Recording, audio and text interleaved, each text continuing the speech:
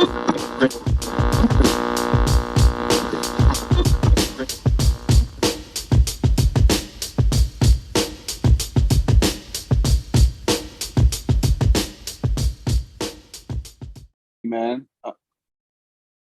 Um, I've been talking to some of my homies like Grouchy Greg, Chuck Creekmore, Yeah. and we were like, yo, he might be the most OG in the rap game right now. I know I'm the oldest. But I mean, like, as far as the acting goes, it's crazy. Like the longest running, so I just wanted to kind of get started, man, and just a lot of these daily gems seem like they come from your challenges and things you've gone through in your everyday life, But when I'm listening to it, it sounds like you really try to be like a good person throughout your daily life. Right.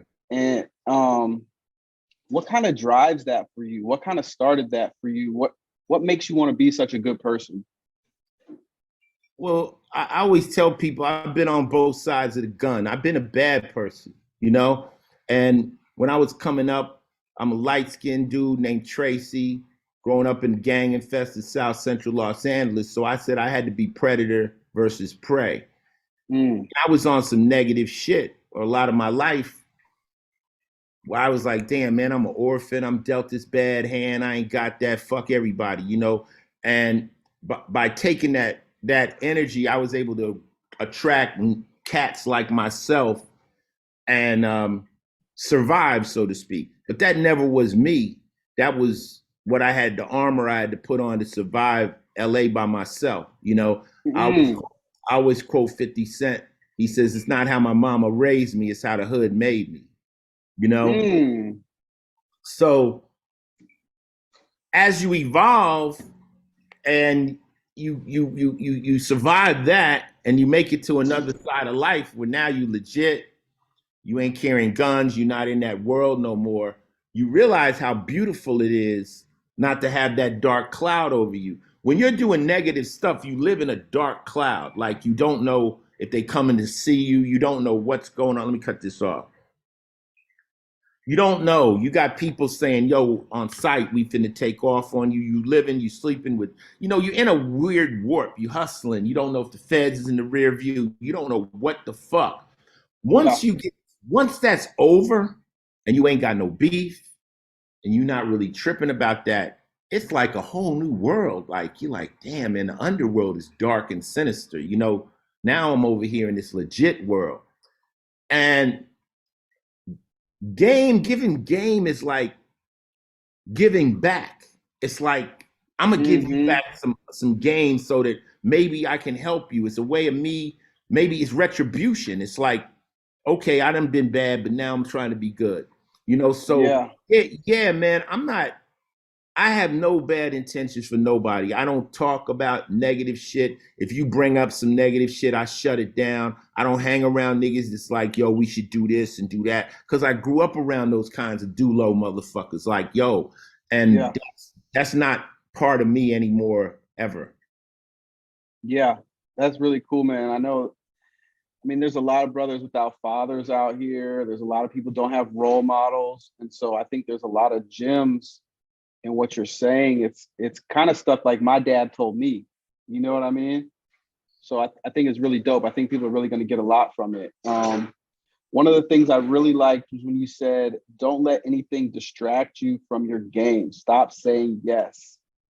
Yeah. How did you develop that fuck 'em mentality? Well, there was a time when I first started becoming Ice-T, when I started getting legit money, that I couldn't hold food down. I would eat food and I would throw it up, and I thought I had an ulcer. And I went to a doctor, a gastric doctor. He looked at my stomach. He said, "You okay?" He said, "I'm gonna send you down the hall to a sports psychiatrist. This is a guy that handles people that are going through $100 million divorces, but got to hit 100-mile-an-hour fastball, Wow. And he asked me my problems. And I talked for about a half hour. And he said, I got a prescription for you. And he took a piece of paper and he pushed it across the table. I opened it. It said no. Mm. He said, you just talked for a half hour about your problems. You didn't say nothing about your problems. You told me about all your friends' problems. Actually, this is the best part of your life. You're now finally making it. Your dreams are coming true, but you're carrying a guilt of success that a lot of successful people carry. You want to help everybody, but you just can't help everybody. But it's stressing you out to the point where it's making you sick. You have to learn how to say no. He also told me when you say yes, you've taken someone else's problem and made it yours. Let me give you an example. Jake, you asked me, Ice, you think you can get me to the airport tomorrow? I got a flight at 3. I'm like, yeah. I said yes, right? Mm-hmm. I got to have gas in my car, air in my tires. I got to fight the traffic to get to you, pick you up, get you to the airport. And if I don't get you there on time, you get to be mad at me. I just took your problem, made it my fucking problem. You feel what I'm saying? Just a Yeah. simple yes. So a lot of Mm. times you just got to say no. You know, Mm-hmm. can you give me, nah, nigga, I'll get you an Uber. You know, you got to understand that those yeses incorporate a lot of stress that may not be yours. A lot of times people have stress, and I'm like, but stop your stress for a minute and think about how many of those things you're stressing over are your problems, Yeah. other people's problems. And you'll drop your stress level like this because we all carry a lot of stress from other people. Yeah. That's a great one, man. So is this going to become a book eventually, do you think? Well, see, this is how it started. Um, I was on Twitter. When I got on Twitter, I'm at Final Level. You should follow it. And I said, Twitter's a chat room. Like, it's just a bunch of people talking. Millions and millions of people are talking right now. And the only, Mm-hmm. when you follow somebody, you're like, I'm concerned with what they may be saying in this chat room, right? But I was like, what is going to get somebody to tune into my channel every day or check me out every day? I need to do something daily. So I started dropping daily wisdom. Then I turned into ice cold facts. And then everybody was like, you should make a book just like you. Mm-hmm. And I'm like, well, I just wrote a book, Split Decision. And people ask me, where can I hear it? Like, nigga, it's a book. Where can I hear it? So people aren't into books. So Yeah. I iHeartRadio guided me and they said, hey, let's do this thing, a Bailey game. It'll be a quick podcast, 3 to 5 minutes. You drop a jewel, you explain it, and people can take it, leave it, or live with it, bring it in and keep it, you know? And I was like, I love it. So I did 250 of them already. I knocked it out. So it didn't. Dang. Well, when you could bring when you bring something to me, right? When you say, Ice, I got an idea, my first thing is how much time and how much stress will this cost me? Mm-hmm. Those are the first two things. So I was like, I could do this. So I did 4 6-hour sessions in the studio, knocked them out. So the podcast is good for a year. That's awesome. That's awesome. Um, okay, so in I'm on the East Coast right now, right? I am too. I'm in Jersey. Okay, I'm in DC right now. Okay.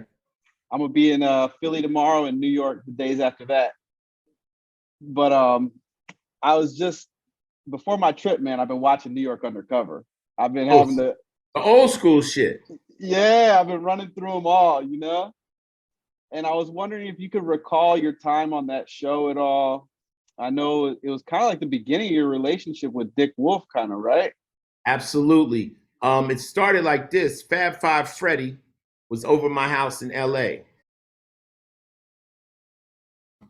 Andre Harrell, rest in peace, popped on the phone. He said, where you at? He said, I'm at Ice-T's crib up in Hollywood. He's like, tell Ice-T to come on New York Undercover, because Andre was one of the early producers of New York. Yeah. And I was like, man, fuck that. That show's a ripoff of New Jack City. You know, I'm a movie star. You know, I hit him with that. He was like, come on, Ice. Oh, you too big now? So I'm like, all right, give me a bad guy role and I'll do your TV show. And that's where Danny Up came from. And I went on there. And after the first episode, they were supposed to kill me. And Dick Wolf Yeah. Wolf said, we don't want you to kill you. We want you to go on and, go after Malik's wife and all that stuff. So I did 2 more additional episodes. And you're right, that was my first experience with Dick Wolf. And I came back and did a show called Swift Justice. I played a bad guy on there. I did another show called Exiled, Law and Order Exile, where I was a pimp and they killed me with a bowling pin. And then I had a show called Players that was on for a season. And then I got the call to do Law and Order SVU for 4 episodes. And I've been on there 24 years. I'm digging here. Is New York Undercover coming back? They tried to reboot it. Malik was involved with it. One of the guys that's on my show now, Octavio, the Latin kid, Mexican kid that's on my show now, he was in the original reboot of Law and Order. But I think they tried to pitch it to ABC. Mm-hmm. And ABC didn't want it.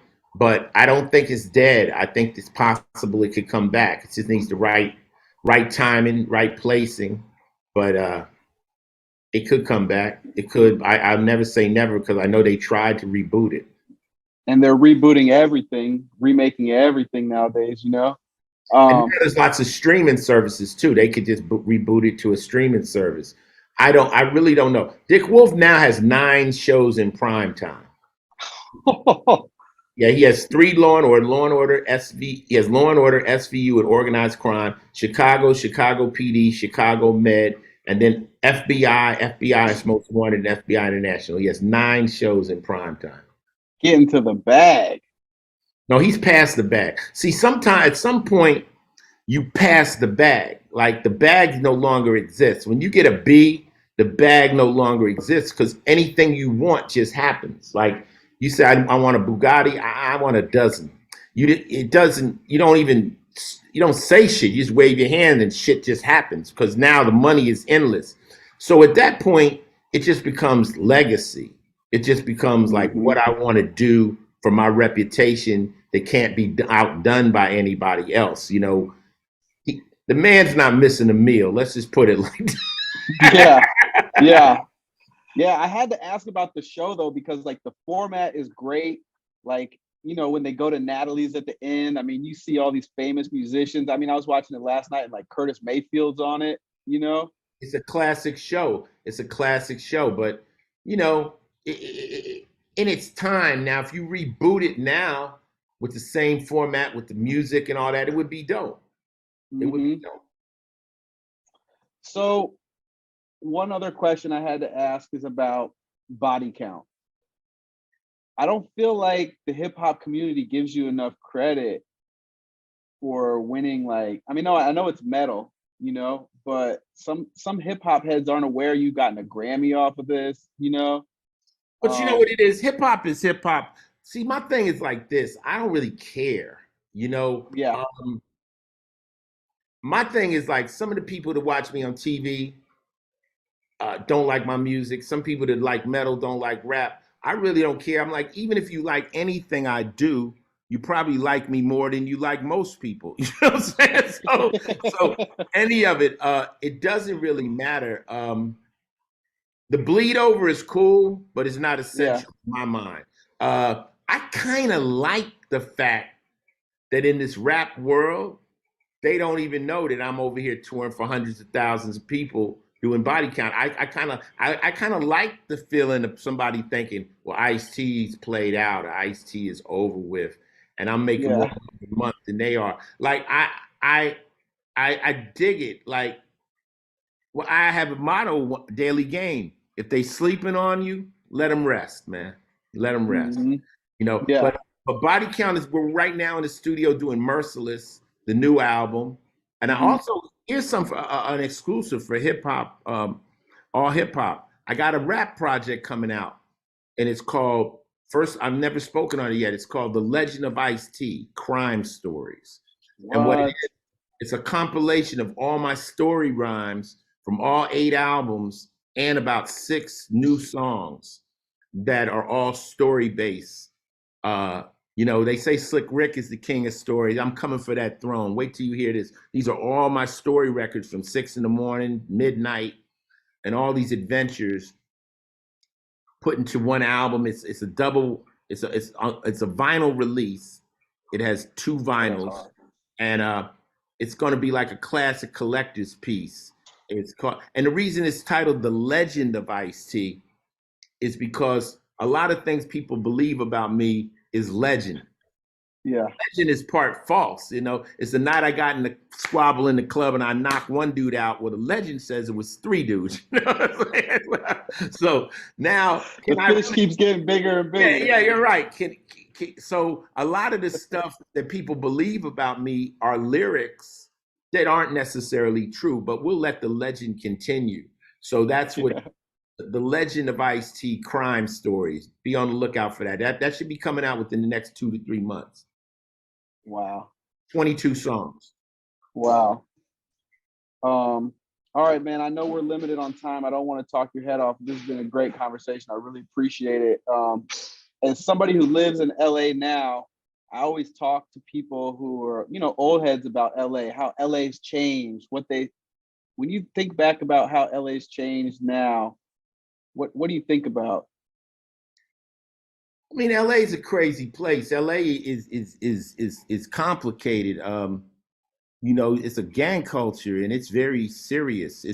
I just I just really say, LA needs to be dealt with delicately. You're never, I could be from LA. I could live in a neighborhood. I could go 5 miles in a different direction, and the homies be like, "You out of bounds, cuz we don't go over there." So Yeah.